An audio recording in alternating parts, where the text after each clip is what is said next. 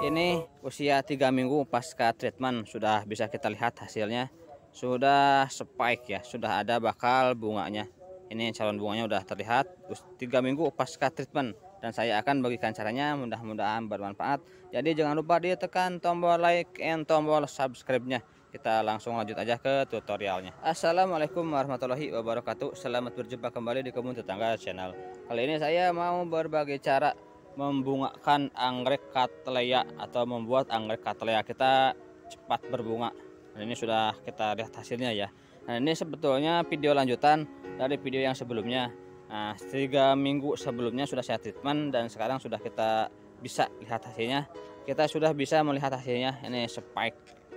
Caranya mudah tapi harus dilakukan sedini mungkin semenjak tunas baru seperti ini. Jadi kita flashback dulu ke 3 minggu sebelumnya. Untuk cattleya, untuk merangsang pembungaan dilakukan segera mungkin, sesegera mungkin atau sedini mungkin sejak tunas baru seperti ini. Karena dia membutuhkan cadangan makanan yang cukup, dia membutuhkan tunas yang besar. Pada awalnya ketika dia sudah berbunga seperti ini, habis berbunga, kita berikan pupuk pertumbuhan agar memacu pertumbuhan tunasnya semakin subur, semakin gede. Ketika tunas sudah besar, sudah remaja, menjelang berbunga seperti yang ini, kita ganti dengan pupuk pembungaan agar bisa berbunga, agar cadangan makanan untuk pembungaannya mencukupi seperti itu. Jadi seperti ini ya, segede ini. Kita siapkan dulu pupuknya, disiram aja cukup ataupun direndam seperti ini, tidak apa-apa. Kalau tidak memungkinkan direndam, disiram aja sudah cukup. Seperti ini.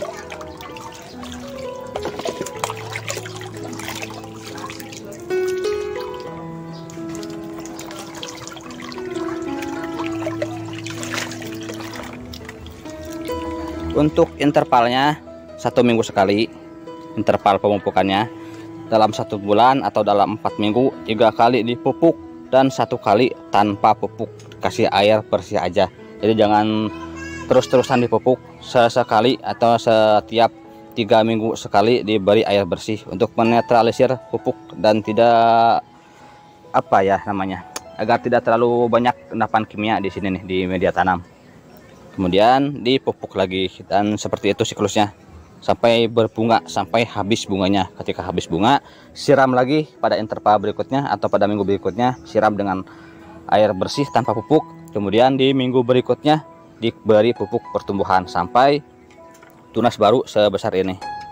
Ya, tinggal kita tempatkan lagi di tempat semula. 3 minggu yang lalu semenjak tunas ini ya, setengahnya dari ini, sudah saya rangsang pembungaan atau sudah saya berikan pupuk pembungaan, dan kita lanjutkan pupuk pembungaan sampai bunganya habis tentunya. Ketika bunga habis, kita ganti dengan pupuk pertumbuhan agar tunas barunya besar dan berisi bunga nantinya ya. Untuk pupuknya saya memakai pupuk pembungaan dari minggu sebelumnya atau dari 3 minggu yang lalu. Saya pakai pupuk pembungaan. Pupuknya boleh dari merek apa aja. Kebetulan saya ada Gandasil B. Saya tidak jualan pupuk ya untuk saat ini. Jadi pakai pupuk merek apa aja tidak masalah. Yang penting yang biasa untuk anggrek dan untuk pembungaan, yang menunjang ke pembungaan.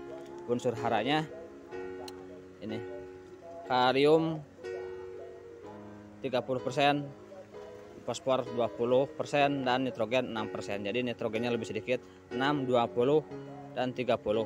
Pakai pupuk yang lain tidak masalah, yang penting seperti ini kurang lebih komposisinya dan juga mengandung unsur-unsur mikro untuk menunjang ke pertumbuhan spike yang lebih bagus. Dosisnya 1 sendok makan untuk 5 liter air bersih, atau jika memakai merek yang lain disesuaikan aja dengan dosis dan aturan pakai yang tertera di masing-masing label kemasan. Diaduk sampai merata. Dilakukan setiap minggu semenjak tunas masih kecil, sudah setengah dari ukuran dewasa ya, jangan terlalu kecil. Kalau masih kecil pada masa baru tumbuh tunas, itu diberikan pupuk pertumbuhan agar tunasnya besar. Pastikan tercampur merata agar penyerapan unsur haranya maksimal. Lalu kita aplikasikan pada tanaman yang akan kita pupuk. Caranya boleh disiram ataupun direndam, tapi sebaiknya jangan disemprot. Nah seperti ini, jangan disemprot ya ke sini karena khawatirnya cairan pupuk terkena spike. Ini berisiko spike gosong, itu yang kita jaga. Jadi sebaiknya direndam seperti ini aja ataupun disiram. Jika tidak memungkinkan direndam, disiram aja cukup ke area perakaran dan media tanam. Seperti ini misalnya. Nah disiram seperti ini aja cukup. Yang penting kena semua area perakarannya dan media tanam juga. Ada yang disungkup ya, ada beberapa tanaman atau beberapa penghobi tanaman memakai teknik sungkup pada pucuk seperti ini.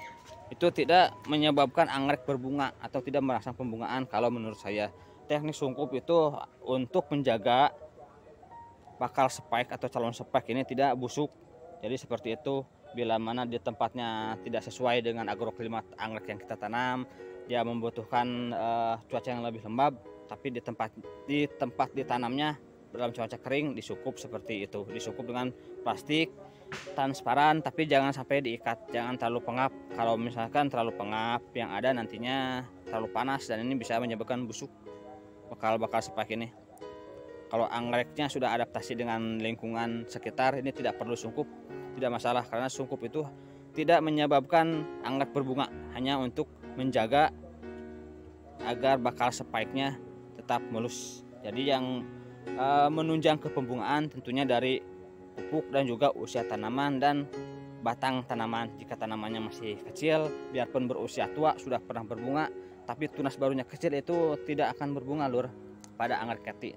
Jadi intinya kalau untuk anggrek Cattleya, jika ingin membungakan, usahakan tunas barunya subur dulu, baru kita rangsang pembungaan. Karena pada tunas yang kurang subur tidak akan berbunga, karena kan untuk keti ini dia hanya berbunga dari tunas yang baru seperti ini. Tunas lama yang sudah pernah berbunga tidak mungkin keluar bunga lagi, sangat kecil sekali kemungkinannya untuk berbunga lagi. Jadi kita hanya mengharapkan bunga dari tunas baru. Kalau misalkan plannya belum dewasa, belum siap untuk dibungakan, ini tidak akan berbunga pada tunas barunya, nanti di tunas berikutnya. Atau jika kasusnya seperti yang ini, nah ini plannya dewasa sudah pernah berbunga, mana ya, nah ini sudah pernah berbunga, tapi dia tunas barunya kecil. Ini awalnya stres kena hama penyakit, stres, tunas barunya kecil, ini tidak mungkin keluar bunga. Nanti dia berbunga lagi jika tunas baru dari sini atau dari yang lain sudah mencapai batas ukuran yang maksimal, baru dia bisa berbunga kembali. Kalau pada tunas yang kecil seperti ini tidak mungkin berbunga walaupun plannya sudah tua ya, sudah benar-benar tua, sudah cukup umur. Jadi seperti itu. Selain usia, kualitas batang, kualitas tunas juga penting untuk Cattleya agar dia bisa berbunga. Kalau plannya sudah cukup umur, dewasa, dan juga tunasnya bagus, bunga pun akan keluar maksimal seperti yang ini. Dan pemupukan selanjutnya dilakukan di minggu berikutnya, karena ini sudah 3 kali dipupuk. Jadi di minggu depan kita diberikan air bersih aja tanpa pupuk, cukup disiram aja dengan air bersih tanpa pupuk, atau bisa juga dengan pupuk organik. Jadi jangan terus-terusan dipupuk kimia, 3 kali pupuk kimia, 1 kali pupuk organik, atau 1 kali tanpa pupuk, itu lebih bagus. Tempatkan pada tempat dengan kebutuhan angin yang mencukupi, dengan sirkulasi udara yang cukup.